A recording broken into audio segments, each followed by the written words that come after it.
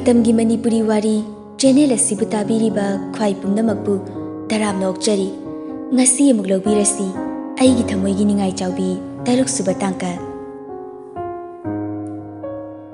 Chingsang soradu sangna hondoklaga hairi Bye Eigi Thamoibu huran kiba nupiado atai kanasu nati nakhoigi wa adu haiba loidringai yaizitna nanghauraroi matagum hairi Nangido ekhoi machanupi chengle yaizitna hairakliba wa aduda chingsang sungakna e nangdi kamaina khangliba yaizitni ne aise nangna ekhoi macha ubada tawkibasingdo aina ubada ne chingnakrabani nangdi kamaina sukuiba matamase nanga iga pulakpada nupi amatagi maramda nangbo hangkrabane adubu macha uba matamdadi kanano hangkiba khwangduda aina chingnakrabani Macha kaina nusine ado nangna fanaba amta silo ai phongdokpa ngamjre magi number leirasu yaijit sungakna e nangdi number duna kanadagi lawriba chingsang thokiba thodok pumba mataw yaijita wari lirami chengleiga anjali ga tinaba number lawbagi matang message thanabagi wari atai atai amata chithadana loini lirami yaijit wari singa du tabada noklaga haire Kari kayeba punsingan ba haiba nate masunglangi damakta mingsu punsingan ba kauraba ko yare he khara nokladi aina somda kanna pakhali aduga nangna naya higali nangdi kaygi pakhali ba sum mana ahloi male kainaga amuk yaraktradi hera chathoda nangbu kya ahloi redana aduga aphaba nupa haibase pakna phangponte ekhoi machagidi laibak yamna phabani haujikangi maning shumba wachet manba inkhalapa guli mangba suningdaba singsidane leiri saru nangonda leijabadi yam phaina ado yamluba masu leiri chingsang su pakana ha kai no luribo yaizit mong hadana ningaidi khara kanbani mana ngamdri kai yadabani yaizitna kai hairakadra haiduna pakhatlamba singsang adu sora muktang sangna hondoklaga pakhatpadu kokle haibagumna nokfit tawduna hairi madubudi kanjasanu kaino magi ningai dudani aini hena leifam jafum khangdana magi nushi matawda angawbo idisi yare adu yoradi yam paksilaktre phari kaino hera mateng apta pangloida kaidau zarunigi Masi haiduna kol adu fatkaglai yaizitna chingsangsu matawgi mataw aduda ngakna e masidi mata amanine awainki ga kakhi masi haiduna masu kol adu amuk hanjinna tawsili adubu yaiziti adumak pairaktre chingsangdu phagi dagi asengbagi mateng panglaroidra khana amuk pakhalei adubu matawna ngahak phagi tawbo oiramgani haina su khanjai wakaldudi charangnari kol hanjin tawbasu pairak tabaduda tumthabasu yadri amada amuk chep tawduna leiri somdana yaiziti mabuk paiba makai kanna nokli nokna machinda solei imai akhoi machaduda amu nushiruri male kumhaidi nungai dori tawrise Nupi mari adu school lakpaga oza changlakringai mamang aduda wari amuk phudari surbalada hairo haibani Helena haido masak yam phajageba Pinky na amu nganu nang yam paktabada torokano nang adu khanglaga kaidogige ho khanaduba surbalana haibadu taraga Angelina amu yare he adugi damak amu khanarakani nakhoi ani oina chengleisu phagi oi kai oina hairei nakhoi meyam changdana munara adi kamchado aina oina nungsi haijini ko wahai adu tabada Anjali di machinda tapna soli nupa adudi haraubana sirani adumanga hairadi Angelina tuminna soli badu ataina tahaudrabasu Maga thangna phamlibi Pinky nadi haifet tahobana tuminna chirol tawdana hairi. Haujikido kanano haraudisi? Tahobro nangso aina hauji haikrido. Aidi matai da phambanina kanam taroidrana haraga. Bima nangna matai da phamjarasu nanga igadi thangnarisidi yam thuna hairo. Kanano ba haraudisi? Makhoi anina juja juja tawbadida jingleina mu haire. Nabani gi dubu kari aron bori sanaino. Sirbelana amu aduni aikoi gi wari ga amu tumina sanairo. Pinky na nang nei bema phattaba khandoida tawdana lei. Aikoi ne kaisu aron ba sanajade. Is aibu phattaba yam khanbai type daga. Handakti Anjali namu yarese aikoi kaisu sanadeba sum noi ani se khangan sirana hainabani. Jengleina amu hoise sidabu awai takai luna khanaragumse. Pinky to aduneba makoina asumna wari sanaringai malcolmsu makoigi manakta changlaklaga jengleibu kauraga haire. Jengle nangi notebook to amta waigi. Mayam wari sanaramba adu leptuna Malcolm da loina ngakna yenglei. Ngakna yengdidugi maramdi atai karigi sunati. Malcolm na kari subject ki notebook no so haidana notebook amta waigi haibidurani. Jenglei su ngakna. Kaigino notebook haidia? Malcolm da Angelina so muk hanglei. Jenglei gi oradi notebook se amayakti yabra haise. Malcolm na accountancy do adum da piro haiba subject maming do haiba ka hora male. Pinky na amu nangdi tawni jut chabam ta tawthorak tabani. Machinda panghai haisabagi wani Pinky su nungai banati. Chahi ani ahum hena loinaraba makhoida haidaba makhai jengleida hairibado nungai taba khajikti phauri bani. Adubu karisu hena di khanjiludre. Sirbelana Malcolm nangdi notebook tu kaidogdiba? Ngarang takodo gyan tadaba khra yarami adu yengina tawbani. O ahiba noina gyan tadradi aikhoidi kari saramani. Malcolm da Angelina hairakpani. Tanja aduda yuhenba su fachang silaktuna haire. Notebook amakak waibagibu adam kuibro natraga chonga thijabi marisina khadang khada leira. Wahaiduda Anjali di sauna. Kari haiba haujikido nangi do mystery ro more hangoi manbo. Sirbela sinoktuna. Haima asengba Anjali nangna haigumdana more hangoi yamale masakse. Jengleina yari hinu yanisu. Wahai asi hairaga Malcolm da muk onsinduna notebook tu piraga haire.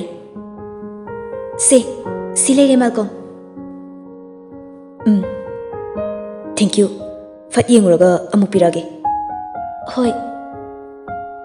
Nupa ani dusu asumna chatkiduna masa masagi phamhamda amuk phamkhre. Numidang adu suhen sana jengleida WhatsApp da text tawrei message ki warolda. Ngarangi chocolate tu gi maramda namanabinaga hanglopro. Jenglei su lairik paba loiduna ngayak mobile olingai matamda oibana fat reply halei. Hanglei sir. Suhen sana su fat reply tawraktuna makhoi ani message thanarami. Nangdi kai haikraba? Sarna chawana pirakpani na hairambani. Haima adudi makhoina amu kaino makhalamoidro. Khaloide sir. Kamaina?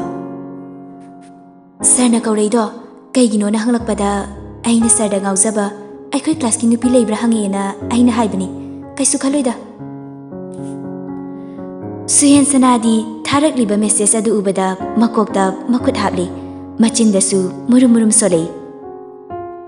ꯑꯁ ꯑꯣꯟꯊꯣꯛꯄꯒꯤ ꯑꯉꯥꯡꯅꯤꯗꯀꯣ ꯇꯧꯔꯤꯁꯦ ꯑꯩꯕꯨ ꯏꯖꯠ ꯍꯔꯥꯝ ꯑꯣꯏꯕ ꯇꯥꯔꯦꯗꯣ ꯀꯔꯤ ꯑꯣꯖꯥꯅꯣꯅ ꯈꯜꯂꯝꯃꯅꯤꯕ ꯆꯤꯡꯂꯩ ꯏꯕꯦꯝꯃ ꯅꯪꯒꯤ ꯍꯥꯛꯇꯛꯇ ꯑꯩꯗꯤ ꯆꯣꯞꯄ ꯏꯀꯥꯏꯕ ꯌꯥꯝ ꯅꯪꯈꯤꯗꯧꯔꯤꯅꯦ ꯇꯧꯔꯤꯁꯤꯗꯤ ꯃꯦꯁꯦꯖ ꯑꯗꯨ ꯑꯃꯨꯛ ꯍꯜꯂꯤ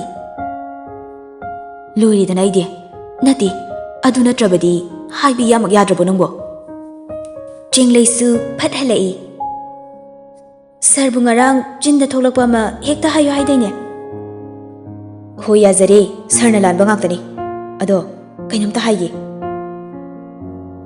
ꯍꯥꯏꯌꯣ ꯁꯔ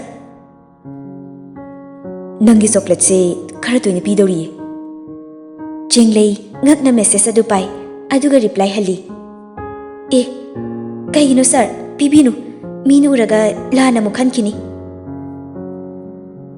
ꯁꯔꯅ ꯐꯥꯒꯤ ꯇꯧꯕꯅꯤꯗ ꯑꯩꯅ ꯍꯦꯟꯅ ꯇꯜꯂꯤꯕꯅꯤ ꯑꯗꯨꯗ ꯌꯥꯗꯕ ꯑꯃ ꯌꯥꯎ ꯇꯧꯔꯤꯅꯤ ꯁꯔ ꯄꯤꯔꯛꯀꯅꯨꯀꯣ ꯍꯣꯏ ꯍꯣꯏ ꯆꯤꯡꯂꯩꯁꯨ ꯃꯈꯥ ꯇꯥꯅ ꯔꯤꯄ꯭ꯂꯥꯏꯗꯤ ꯍꯜꯂꯨꯗ꯭ꯔꯤ ꯃꯥꯒꯤ ꯊꯣꯛꯄ ꯇꯧꯗꯨꯅ ꯂꯩꯈ꯭ꯔꯦ ꯁꯨꯌꯦꯟ ꯁꯅꯥꯁꯨ ꯃꯈꯥ ꯇꯥꯅ ꯃꯦꯁꯦꯖ ꯊꯥꯔꯛꯇ꯭ꯔꯤ ꯌꯥꯏꯖꯤꯠꯅ ꯆꯤꯡꯁꯥꯡꯗ ꯐꯣꯟ ꯇꯧꯔꯛꯇꯨꯅ ꯅꯨꯡꯁꯤ ꯅꯨꯡꯒꯜꯒꯤ ꯃꯔꯝꯗ ꯌꯥꯝꯅ ꯑꯈꯪ ꯑꯍꯩ ꯁꯥꯗꯨꯅ ꯇꯥꯛꯂꯤ ꯅꯪꯅꯦ ꯑꯗꯨꯃꯥꯏꯅ ꯅꯃꯥꯏꯗꯨ ꯁꯣꯜꯂꯗꯤ ꯀꯥꯏꯗ ꯌꯥꯗꯣꯏꯕ ꯍꯥ ꯑꯁꯦꯡꯕꯗꯣ ꯁꯠ ꯁꯠ ꯍꯥꯏꯗꯧꯅꯤ ꯅꯨꯡꯁꯤꯕꯗꯣ ꯐꯪꯒꯦ ꯍꯥꯏꯔꯗꯤ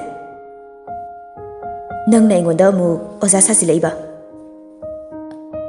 ꯍꯩ ꯑꯣꯖꯥ ꯁꯥꯕꯒꯤ ꯋꯥ ꯅꯠꯇꯦꯅꯦ ꯑꯩꯅ ꯍꯥꯏꯁꯦ ꯅꯪꯒꯤ ꯐꯅꯕꯅꯤ ꯅꯪꯒꯤ ꯅꯃꯤꯡ ꯂꯩꯐꯝꯗꯣ ꯁꯦꯡꯅ ꯑꯗꯨꯝ ꯍꯥꯏꯒꯗꯧꯕꯅꯤ ꯑꯄꯪꯁꯤꯗꯤ ꯍꯧꯖꯤꯛ ꯅꯪꯅ ꯑꯣꯏꯗꯕ ꯉꯥꯡꯂꯤꯗꯣ ꯍꯌꯦꯡꯋꯥꯏ ꯑꯁꯦꯡꯕ ꯈꯪꯂꯛꯄ ꯀꯥꯟꯗꯗꯤ ꯅꯪꯗꯤ ꯅꯆꯤꯟꯊꯤ ꯑꯣꯏꯗꯕ ꯉꯥꯡꯉꯦꯅ ꯃꯥꯏꯅ ꯌꯥꯖꯔꯛꯑꯣꯏ ꯆꯤꯡꯁꯥꯡꯁꯨ ꯇꯞꯅ ꯍꯣꯏꯅꯦ ꯑꯗꯨꯁꯨ ꯆꯨꯝꯃꯦ ꯇꯣ ꯑꯗꯨꯅꯦ ꯅꯨꯡꯁꯤ ꯍꯥꯏꯕꯗꯣ ꯀꯣꯛ ꯐꯣꯡꯗꯣꯛꯑꯁꯤ ꯃꯥꯅ ꯑꯃꯨꯛ ꯌꯥꯔꯛꯇ꯭ꯔꯗꯤ ꯅꯪꯒꯨꯝꯕ ꯉꯥꯛꯇ ꯂꯩꯔꯗꯤ ꯅꯨꯄꯤꯁꯤꯡꯁꯦ ꯀꯅꯥꯝꯇꯅ ꯀꯣꯏꯕꯤꯔꯔꯣꯏ ꯑꯗꯨꯗꯒꯤ ꯍꯦꯟꯗꯣꯛꯇꯅ ꯃꯌꯨꯝ ꯄꯥꯟꯕ ꯐꯥꯎ ꯈꯪꯗꯗꯅ ꯈꯨꯝꯃꯨ ꯊꯣꯛꯄꯤ ꯉꯥꯛꯇ ꯉꯥꯏꯔꯅꯤ ꯑꯁ ꯅꯪꯁꯨꯕ ꯀꯥꯟꯗꯦ ꯀꯥꯟꯗꯦ ꯐꯣꯡꯗꯣꯛꯑꯁꯤꯗ ꯂꯩꯔꯦ ꯑꯩꯒꯤꯗꯤ ꯆꯤꯡꯁꯥꯡ ꯅꯣꯛꯐꯦꯠ ꯇꯧꯗꯨꯅ ꯍꯥꯏꯔꯛꯏ ꯐꯣꯡꯗꯣꯛꯇꯕ ꯅꯨꯡꯁꯤꯕꯁꯤꯁꯨ ꯃꯒꯨꯟ ꯌꯥꯝꯅ ꯂꯩ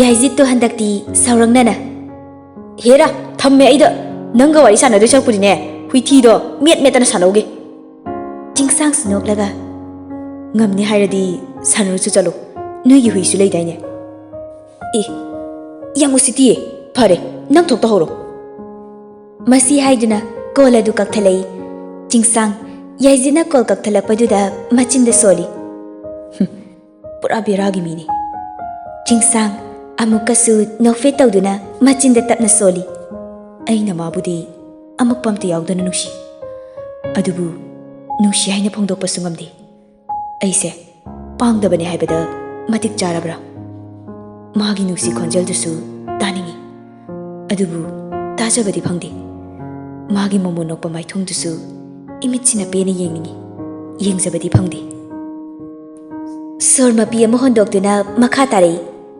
ꯊꯃꯣꯏꯒꯤ ꯀꯥꯈꯜ ꯈꯨꯗꯤꯡꯗꯗꯤ ꯃꯥꯒꯤ ꯅꯨꯡꯁꯤ ꯁꯛꯇꯝꯗꯨ ꯉꯥꯛꯇ ꯉꯥꯏꯔꯤ ꯑꯁꯨꯝꯅ ꯍꯧꯈꯤꯕꯅ ꯃꯊꯪꯒꯤ ꯅꯨꯃꯤꯠꯀꯤ ꯁ꯭ꯀꯨꯜ ꯑꯋꯥꯔ ꯂꯣꯏꯗꯨꯅ ꯁꯨꯇꯤ ꯊꯥꯅꯔꯛꯄ ꯃꯇꯝ ꯑꯗꯨꯅꯤ ꯂꯨꯅ ꯇꯤꯟꯅꯖꯕꯤ ꯃꯃꯥꯟꯅꯕꯤꯁꯤꯡꯗꯤ ꯕꯁꯇ ꯆꯠꯄꯅ ꯃꯔꯝ ꯑꯣꯏꯔꯒ ꯕꯁ ꯈꯥꯝꯐꯝꯂꯣꯝꯗ ꯂꯣꯏꯅ ꯆꯠꯅꯈ꯭ꯔꯦ ꯆꯤꯡꯂꯩꯁꯨ ꯁꯥꯏꯀꯜ ꯁꯦꯠꯔꯣꯝꯗ ꯂꯥꯛꯇꯨꯅ ꯃꯥꯒꯤ ꯁꯥꯏꯀꯜꯗꯨꯒꯤ ꯃꯅꯥꯛꯇ ꯆꯪꯂꯛꯏ ꯃꯇꯝ ꯑꯗꯨꯗ ꯃꯥꯒꯤ ꯁꯥꯏꯀꯜ ꯕꯥꯁꯀꯦꯠ ꯑꯗꯨꯗ ꯀꯤꯠꯀꯦꯠ ꯆꯣꯀ꯭ꯂꯦꯠ 3 ꯌꯥꯎꯔꯝꯕ ꯑꯗꯨ ꯎꯕꯗ ꯉꯛꯅ ꯆꯪꯁꯤꯟꯗꯨꯅ ꯌꯦꯡꯏ ꯑꯗꯨꯒ ꯑꯃꯨꯛꯁꯨ ꯑꯀꯣꯏꯕ ꯑꯗꯨꯗ ꯀꯣꯏꯌꯦꯡ ꯌꯦꯡꯏ ꯑꯗꯨꯕꯨ ꯆꯤꯡꯅꯅꯤꯡꯉꯥꯏ ꯑꯣꯏꯕꯗꯤ ꯑꯃꯠꯇ ꯎꯗ꯭ꯔꯤ ꯑꯗꯨꯒ ꯑꯃꯨꯛꯁꯨ ꯁꯨꯌꯦꯟ ꯁꯅꯥꯅ ꯍꯥꯏꯔꯛꯈꯤꯕꯗꯨ ꯅꯤꯡꯁꯤꯡꯂꯛꯏ ꯑꯗꯨꯗꯒꯤꯗꯤ ꯁꯣꯔ ꯑꯃꯨꯛꯇꯪ ꯁꯥꯡꯅ ꯍꯣꯟꯗꯣꯛꯇꯨꯅ ꯋꯥꯈꯜꯗ ꯈꯜꯂꯛꯏ ꯍꯨꯟꯗꯣꯛꯑꯝꯕꯗꯤ ꯇꯧꯔꯔꯣꯏ ꯄꯤꯔꯛꯏꯕ ꯃꯌꯥꯝ ꯑꯁꯦ ꯂꯣꯏꯅ ꯊꯝꯖꯤꯜꯂꯒꯦ ꯑꯗꯨꯒ ꯀꯣꯟꯅ ꯃꯇꯥꯡ ꯆꯥꯕꯗ ꯃꯁꯥꯗ ꯑꯃꯨꯛ ꯍꯟꯅ ꯄꯤꯔꯒꯦ ꯃꯁꯤ ꯈꯟꯗꯨꯅ ꯆꯤꯡꯂꯩꯁꯨ ꯃꯥꯒꯤ ꯁꯥꯏꯀꯜꯗꯨ ꯊꯧꯗꯨꯅ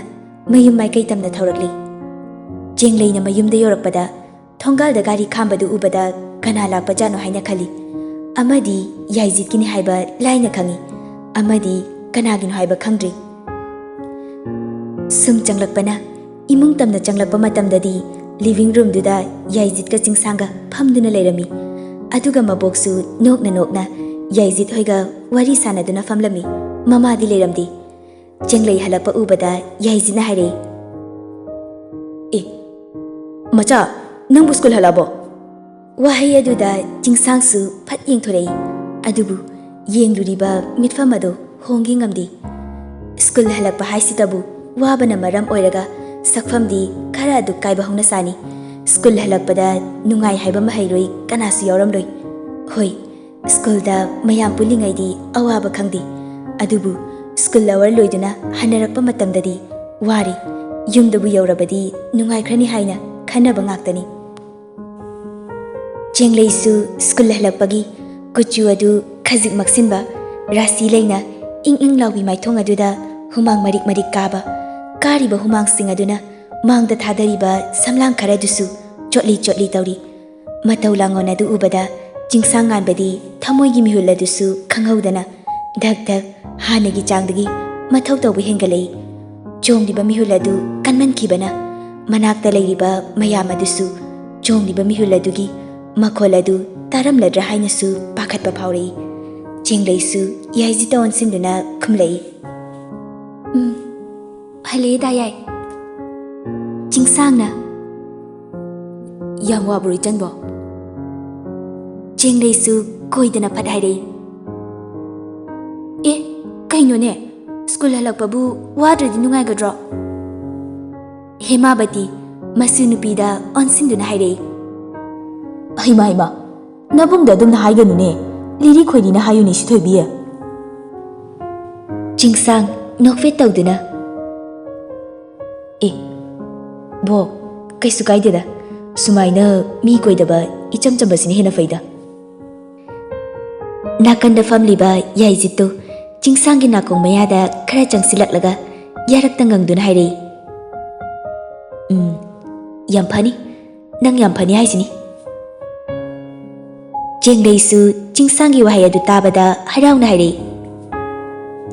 To aduni aisu ibungnena khanbagi dongdong hairibani bo. Tanja aduda ibe chasu cha kap ahumga chanaba kharaga puduna tholaklaga leiriba table aduda thamduna hairei. Ima yai Jingsang cha thaksise. Jingsang na khumlei. Hoini ne. Macha nupida muk onsinduna ibe chana hairei.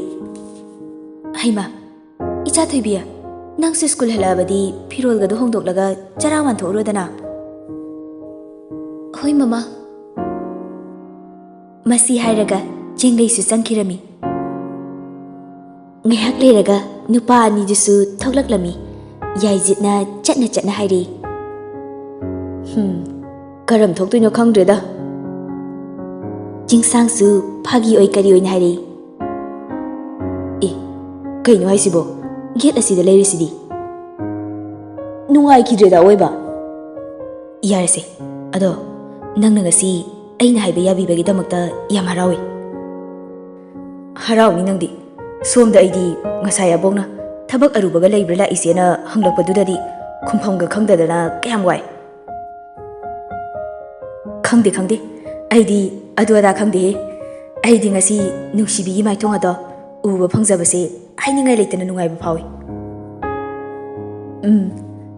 Nungai wadu haiba loiba nangdi maningdagi khonjel amana khara nakna kantakna kaurei ani dudi wari pudari ngaida kanana kari tauri haiba bab oisiludabani adubu khanghaudana khonjel duna khara kantak kaurakpaduda khangpri khangni yenthorei. Jenglei kantakna Hodayai ngai khoi sitadro. Mani Jengleina kaurakpa khonjel adudani Yaizit amadi Jingsang nganbana khanglibadu Yaizitna hairei. Haima kaidore macha adu kana laurei dide. Jengleisu Mangoldagi thongal tamna chelakpagi lambidusu khara aduk sangba amadi charawanba loibada ngairibaga oibana makhwangda makhut ani na metuna khara non tharap tawna soradu thabet honduna hairei. Ngasaina mina phajana kaubudari tadi adum thokri natro. Yaizitna hoini adu kaidorageba nangna aikhoi amu khamise. Is ainaga yam khamningbagi khamba mali ha aisu wari ne sitana chelapagi. Jingsang yamna mong hadana hairei Noida yaidi asumanya dum tawra de tudi saurunu macha yaizina mu yareda michanga changbira anwa yam yengjaningdre Jenglei makutta pairiba wallet adu yaijit tamna langlaklaga saurap tawduna hairei napochu seksine khangde aduga aphauga sari aisune yam wabazani dayagi wallet to tahaubaduda pubirakpai wani yaijit wallet da yengduna hairei Sidi aigi sunatana nangini Wahai adu tabada jingsang swai lawi makutuna thuna magi pocket ta humduna yengi adubu yauramdri jengleina O adudi kanana khangjanige chapsumanaraga Jumi yaijit amadi jingsang anbagi wallet asi chapmanaba leiduna paibani aduna jengleina su hanna tunna yengdana yaijit ke oiramgani khanduna pibani Yaizit wallet tu jingsang da phatpirei jingsang su yaizina pirakpaga wallet adu hangdoktuna yengi tawi mataw adu ubada jengleina hairei Noigi wallet ka do ai phatoga yengjade ko amu paisa mangle singu kain torkani jingsang di jengleina yengde hairakpaduda sorama sangna hondoi mana pakhatlibadi ataigi nate karigumba wallet adu hangdoklamnabadi khujin khunan thoktagi Yauriba maruoiba chechang cardna chingbasing adu uramlabadi magi number su hapanina khanglamgadra haina pakhatpani adubu adumakti thoktre yaizitna yare nangsu changu aikoi su chalagi jenglei su phet lauramlaga changkhre yaizittu jengleina changkhra tungda hairei sisu oidraba jingsang su ngakna ha kaino haisibo Yaizit thawa sadana hairei Ngasai ibani na changminarakpaduda aina nangwandaga kolaga noktana wari saidana Saine Ho aduda nangi pocketagi wallet to aina sarobani Jingsang mamit manadu lakthoga hairei E Nangde duna kaiye Pangkhredon thongna wallet to hangdo amabdi kanaginu yengani Adaidi nangi chechang card ke ka yawbasing adu urani nangi number adu khanghlani adaidi aikhoi machara nangse masak khangan ge tawba ado oi thoktre ibani na wallet chapmana ba pairu baninga